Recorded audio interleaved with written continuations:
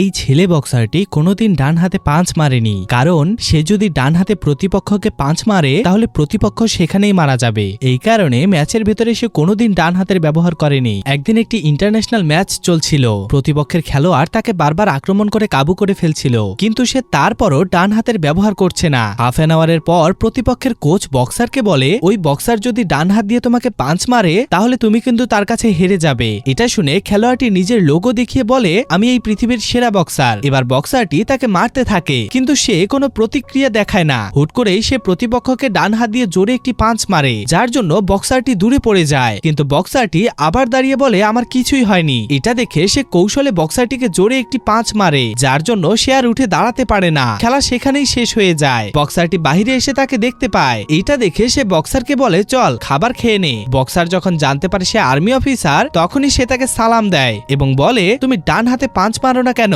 প্রতি উত্তরে সে একটু মুচকে হাসি দেয়। তখনই তার মায়ের ফোন আসে। মা তাকে বলে, বাবা, আমার দোকানে কিছু ডাকাত আক্রমণ করেছে। এটা শুনে সে দৌড়াতে শুরু করে। সে দেখতে পায় ডাকাতগুলো তার মাকে আঘাত করছে। এবার সে বুঝে যায় তার ডান হাত ব্যবহার করতেই হবে। সে ডান হাত দিয়ে একে একে সব ডাকাতগুলোকে পাঁচ মারে, যার জন্য ডাকাতগুলো ছিটকে পড়ে যায়। সে একে একে সবাইকে মেরে তার মায়ের কাছে যায়।